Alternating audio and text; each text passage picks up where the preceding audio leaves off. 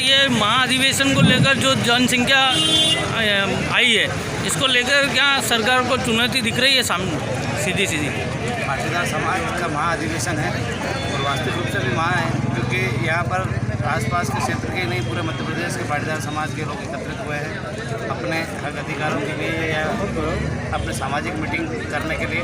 हम पूरे पाटीदार समाज को करणी सेना परिवार की तरफ से शुभकामनाएं देंगे कि ऐसे ही अधिवेशन आने वाले समय में भी हो और हर जगह अलग अलग जगह पर पाटीदार समाज अपना अधिवेशन करे, ताकि समाज में एकता है और सरकारों को ये पता रहे कि यदि हम किसी के ऊपर अत्याचार या अन्याय करेंगे तो एक समाज खड़ा है जो हमारे खिलाफ आके खड़ा होगा। तो ये सरकार में भय पैदा करेगा, डर पैदा करेगा, ताकि सरकार अन्याय और अत्याचार नहीं कर सके। पाटीदार समाज किसानी खेती पर निर्भर है, किसानी खेती करता है, तो पाटीदार समाज किसान भी है और आज किसान किस प्रकार से प्रताड़ित है। यदि प्रताड़नाएँ बढ़ेगी तो एकता बढ़ेगी, और ये प्रताड़ना ही है कि कहीं ना कहीं समाज प्रताड़ित हुआ होगा, तो आज एकता के माध्यम से सरकार को संदेश देगा। बारिश की लंबी खेत से फसलें भी काफ़ी नुकसान में चली जा रही है, तो मुआवजा की भी कोई उम्मीद अभी तक दिखाई नहीं दे रही। हाँ, सरकार मुआवजा देती है, पर 1400 रुपये अब 2000 रुपये बीघा का मुआवजा देती है।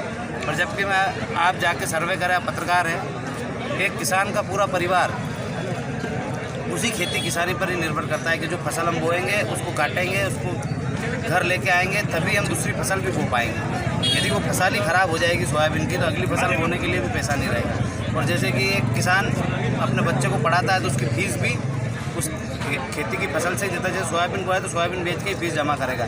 घर में कुछ सामान लाएगा तो सामान भी उस फसल को बेच के ही लाएगा। यदि बच्चा बड़ा हो रहा है तो धीरे धीरे जैसे जैसे बढ़ता जाएगा उसके खर्चे बढ़ेंगे, तो वो सारे खर्च भी उस किसानी खेती पे ही निर्भर करते हैं। बड़ा हो जाएगा, जब उसकी शादी हो जाएगी, शादी करेंगे तो शादी का खर्च भी उसी पर लगेगा। या फिर कोई परिवार में मौत मरण हो जाता है अचानक से, तो भी उसका खर्च भी उस किसान के उस खेती से ही निकालना पड़ता है। तो किसान छोटे छोटे मुनाफे से सेविंग करता है और अपने बच्चों को पढ़ाता है और बड़ा करता है। पर आज दिन तक मुझे दिखा नहीं कि किसान सेविंग करने लायक। उस किसान हमेशा कर्ज में डूब रहा है, कर्ज लेता है और अपने बच्चों को पढ़ाता है, अपना घर का खर्चा चलाता है। और सरकार मुआवजा देती है 1400 रुपये, 1500 रुपये, 2000 रुपये। यदि नुकसान 2 कुंटल बीघे की सोयाबीन का है तो किसान को 2 कुंटल का मूल्य मिलना चाहिए। जैसे कि 4000 भाव है तो 4000 के हिसाब से 8000 रुपये बीघे का मुआवजा मिलना चाहिए। 5000 भाव है तो 10000 रुपये का मुआवजा मिलना चाहिए। यदि उसके 3 कुंटल का एवरेज बैठता है और 2 कुंटल का नुकसान है, 2.5 कुंटल का या पूरा नुकसान है, तो उसको 15000 रुपये मतलब बीघा के हिसाब से मिलना चाहिए, ताकि वो उसका भरण पोषण कर सके, उसका घर चला सके।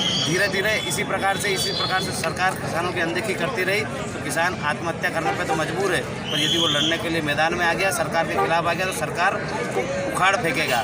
क्योंकि आज पूरी तरीके से किसान बर्बाद हो चुका है। मंदसौर, नीमच या मध्य प्रदेश के कई ऐसे जिले हैं जहाँ सूखा घोषित करने की कगार पे है, सूखा घोषित हो चुका है, पर सरकार उसको करना नहीं चाहती। सरकार बीमा कंपनियों पर प्रेशर नहीं बनाती कि जो बीमा आपने करा है उसका पूरा मूल्य मिलना चाहिए। 1400 रुपये बीघे या 2000 रुपये बीघे के लिए बीमा थोड़ी करा है। यदि हमारी फसल पूरी नष्ट हो रही है और उसको 3 कुंटल या 4 कुंटल बीघे की सोयाबीन निकलती, तो सोयाबीन का 4 कुंटल का मुआवजा हमको 4 कुंटल के मूल्य के हिसाब से मिलना चाहिए, ना कि 1400 या 1500 रुपये का मुआवजा मिलना चाहिए। किसान धीरे धीरे समझ रहा है सरकार की नीतियों को, किस प्रकार से सरकार और जो बीमा कंपनियां हैं वो आपस में मिली हुई और घूसखोरी करती है पटवारियों के साथ, अधिकारियों के साथ। और सरकार, पटवारी, अधिकारी सब मिलकर किसानों को बेवकूफ़ बना रहे हैं और इस बेवकूफ़ बनाने नहीं दिया जाएगा। इस बार हम ज़मीनी स्तर से इस आवाज़ को उठाएंगे और इस लड़ाई को लड़ेंगे, ताकि किसान को उसका हक अधिकार और न्याय मिल सके। हम भी किसान परिवार से हैं। आज मध्य प्रदेश में नहीं, पूरे हिंदुस्तान में, जैसे हम बोलते हैं कि हिंदुस्तान कृषि प्रधान देश है और यहाँ किसानों के साथ ही अत्याचार होता है और सरकार उसके मजे लेती है और देखती है। ये सरकार